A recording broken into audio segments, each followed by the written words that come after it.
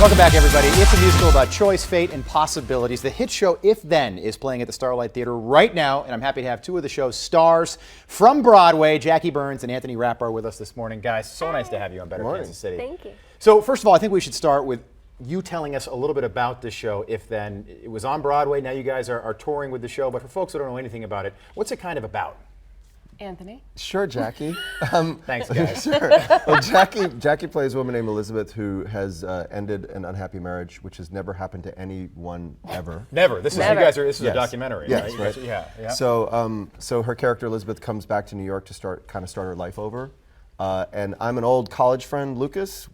We had kind of a little bit of maybe brief romantic entanglement back in the day. Yeah, something was there. So she has myself and then a new friend that she meets when she moves back. And it's this very small decision she makes at the top of the show to either go off with me or go off with this new friend. Doesn't seem like it's going to have any sort of real significance in her life. Yeah. And then the show kind of follows the two paths that happen after that one moment. And it turns out to be that turns out to have been an incredibly pivotal moment because she either meets someone in the one path with Kate or she doesn't meet him in the path with me, and that changes the course of her life. So the show jumps back and forth between those two lives. I read a New York Times review about the show that said it really is a story about the butterfly effect. Yeah, and how that can be life-changing. Absolutely. Jackie, so you were a part of this show.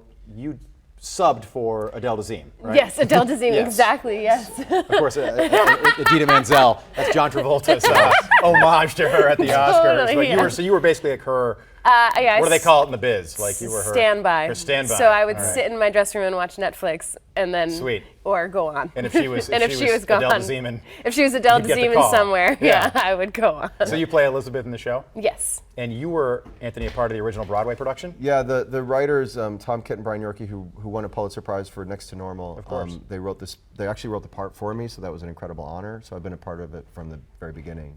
Not the first time that's happened to you.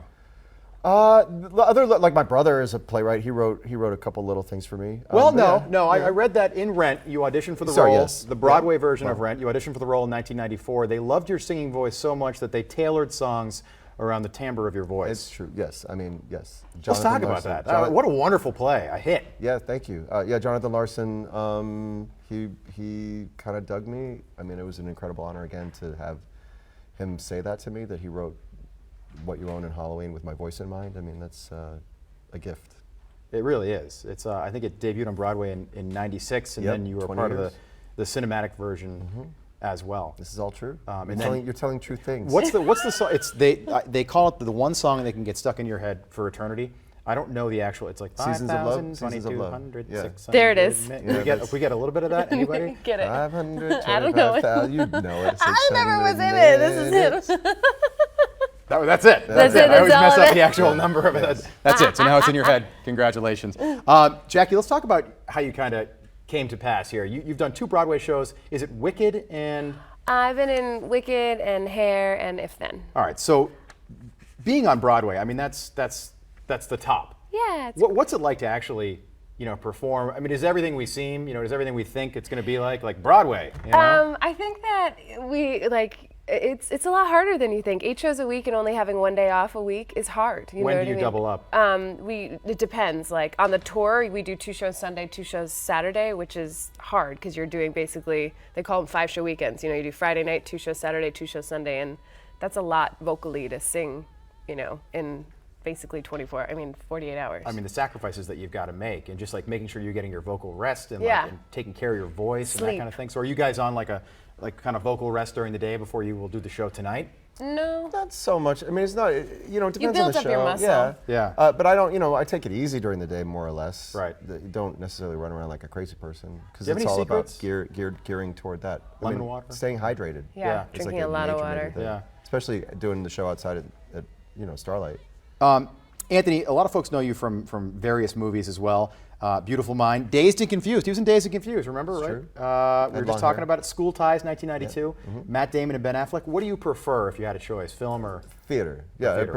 I prefer. I like being able to do the whole thing in one night, and I like even though it's repetitive in a way, but it's actually when it's good material like this or Rent or something like that, that it's fulfilling every time, and it's always different, especially with really good people like Jackie. You know, I'm serious. I'm not just saying this because I'm on TV. Like, even though we've done the scene any number of times, it's still alive and fresh every single time. You guys have both done some acting, so is there a big difference between somebody saying cut versus a round of applause and a standing ovation? Yeah, much. Yeah, I think you just said it. Yeah.